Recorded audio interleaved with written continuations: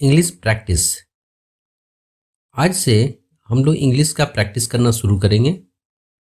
अगर साइकिल चलाना सीखना है तो साइकिल चलाने की प्रैक्टिस करनी पड़ेगी। अगर स्विमिंग करना सीखना है तो स्विमिंग करने की प्रैक्टिस करनी पड़ेगी। तो चलिए हम लोग इंग्लिश की प्रैक्टिस शुरू करते हैं। प्रेजेंट टेंस का सिंपल सेंटेंस। अगर आप हेल्पिंग वर्ब को सही जगह पर रखना सीख गए तब आप इंग्लिश आसानी से समझ जाएंगे। इंग्लिश में सारा खेल हेल्पिंग वर्ब का है। तो हम लोग पहला स्ट्रक्चर है सब्जेक्ट के बाद हेल्पिंग वर्ब, उसके बाद एडजेक्टिव।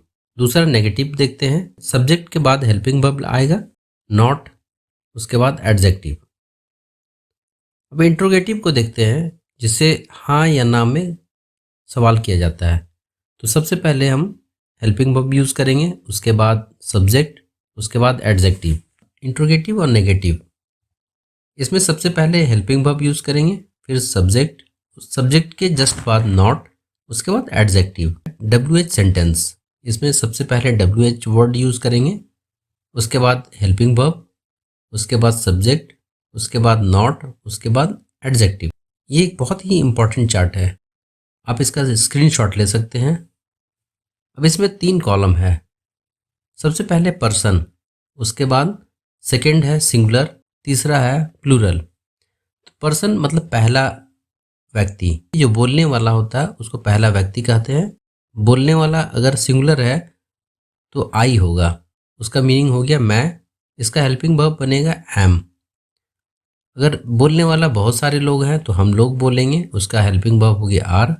उसी तरह अब सुनने वाला जो लोग हैं वो होता है तुम या तुम लोग। सिंगुलर है तो उसके साथ हेल्पिंग वर्ब आएगा आर, और प्लूरल के साथ भी आर आएगा।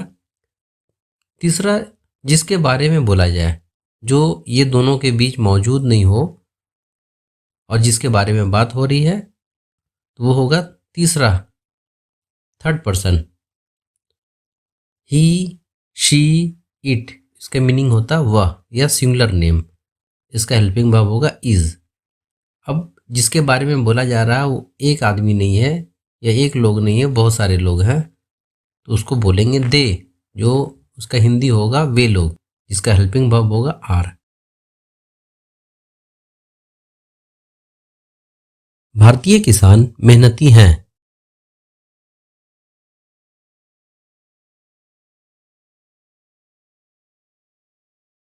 Indian farmers are laborious. वे फुर्तीले और मजबूत हैं।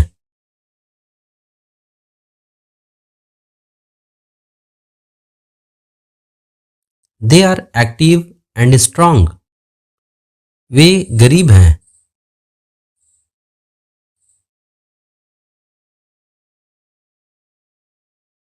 दे आर पुअर, परंतु आलसी और बेकार नहीं हैं।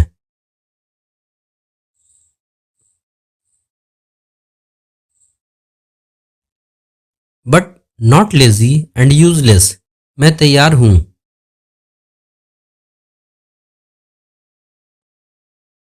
आई एम रेडी, परंतु आप तैयार नहीं हैं।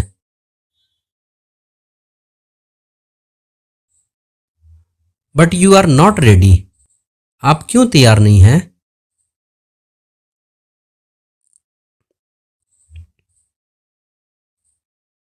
Why are you not ready? वह पागल नहीं है।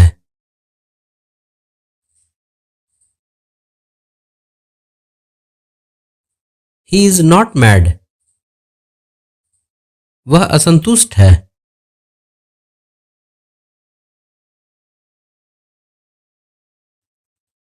He is dissatisfied. वह क्यों नियमित नहीं है?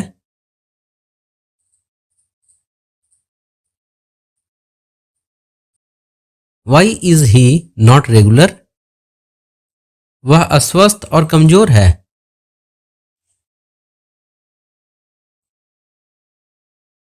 He is unhealthy and weak. इसलिए वह नियमित नहीं है।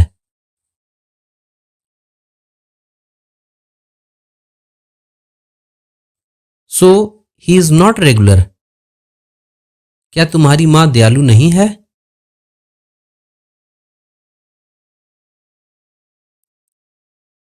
Is your mother not kind? वह दयालु है।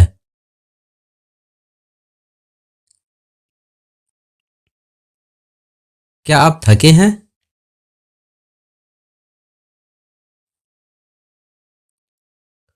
Are you tired? नहीं, मैं थका नहीं हूं।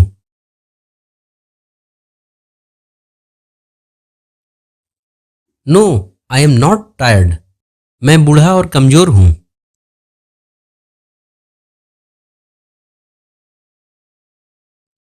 I am old and weak. परंतु थका नहीं हूं।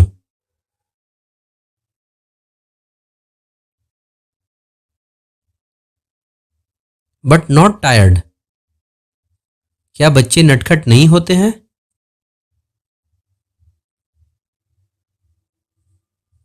Are children not naughty? हाँ, बच्चे नटखट होते हैं, परंतु मेरे बच्चे नटखट नहीं हैं। But my children are not naughty. तुम्हारे शिक्षक दयालु हैं।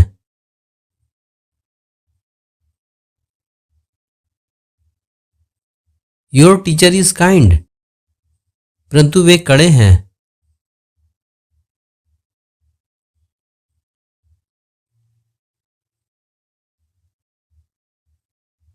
But he is strict. क्या भारतीय किसान गरीब हैं?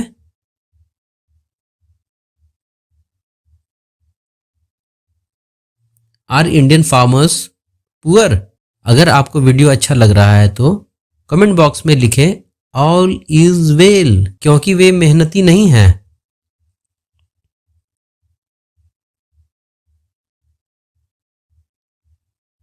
Because they are not laborious. नहीं, भारतीय किसान गरीब हैं।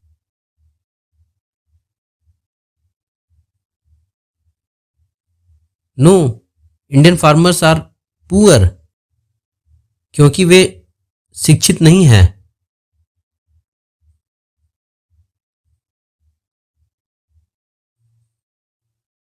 Because they are not educated. क्या सोना काला होता है?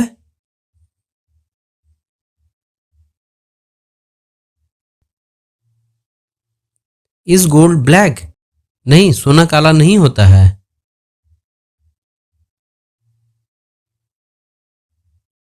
No, gold is not black. यह पीला होता है।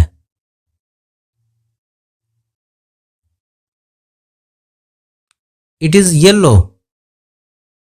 क्या आप लोग शिक्षक हैं?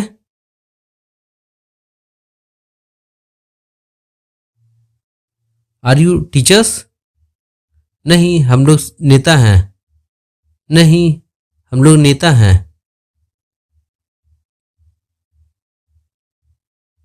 No, we are leaders. कृपया इस चैनल को सब्सक्राइब कर दें और बेल आइकन को दबा दें। 5 वर्ड मीनिंग। एक्टिव, फुर्तीला। स्ट्रॉन्ग, मजबूत। वीक, कमजोर। नॉटी, नटखट। बट इसकी मीनिंग आप कमेंट बॉक्स में जरूर लिखें।